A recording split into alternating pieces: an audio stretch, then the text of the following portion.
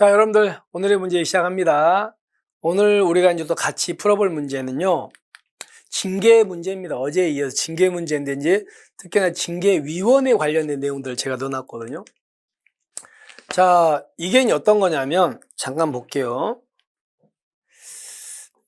A라는 사람이 징계 사유에 해당하는 잘못을 저질렀어요. 그러면 이제 이 A의 소속 기관장께서 징계위원회를 열어가지고 의결 요구하겠죠. 근데 우리는 이제 징계위원회가 크게 두 개로 나눌 수 있잖아요. 하나는 뭡니까? 국무총리. 밑에 있는 징계위원회가 있죠. 여러분들, 국무총리 징계위원회로 가는 경우는 A라는 사람의 계급이 뭐 이상일 때? 경무관 이상일 때 1위 가는 거 아시죠? 1위 가요. 그 다음 두 번째가 경찰 공무원 징계위원회가 있잖아요.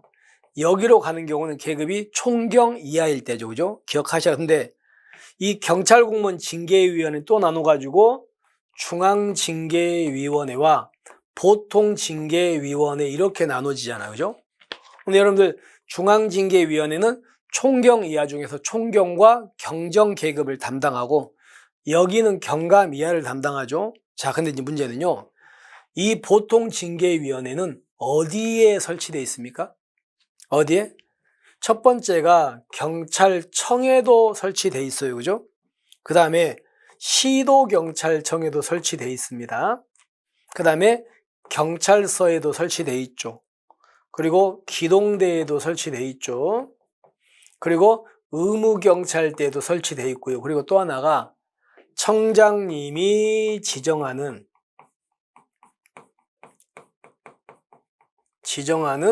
경감 이상을 장으로 하는 기관, 이런 기관에다가 무슨 징계위원회? 보통징계위원회를 둡니다. 물론 더 있는데 우리가 필요한 건지. 그러면 여기서 첫 번째, 이 보통징계위원회는 잘못을 저지른 A의 계급이 뭐 이하라고요? 경감 이하. 경감 이하인데 예외가 있죠. 예외가 바로, 자, 예외가 여기는 경찰서나 기동대에 있는 건 예외. 예외로 뭐 이하요? 경위 이하만. 여기는 경위 이하 담당하죠. 그리고 여기는 또 경사 이하만 담당해요. 이렇게 예외가 있어요. 원칙은 보통은 경감 이하인데, 그럼 가볼게요.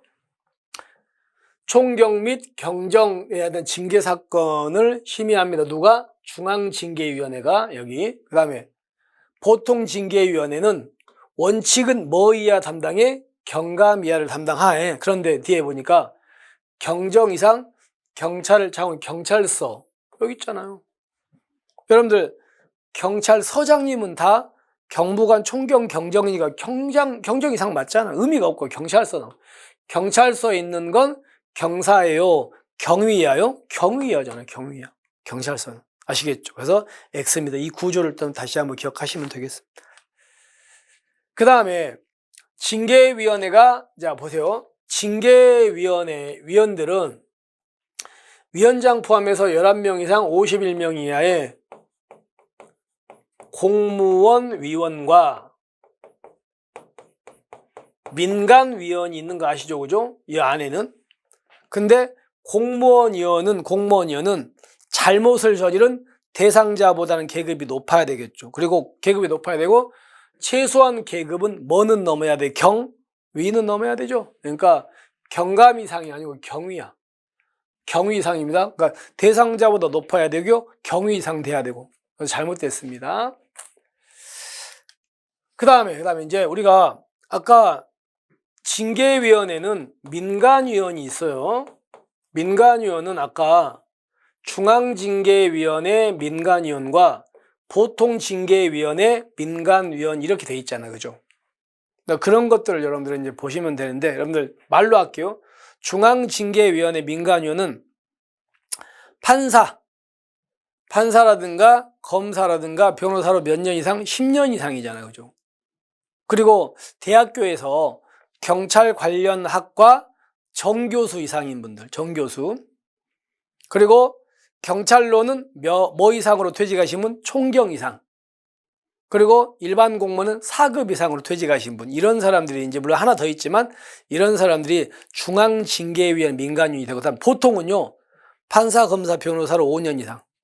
대학교에서 경찰 관련 학과 부교수 이상.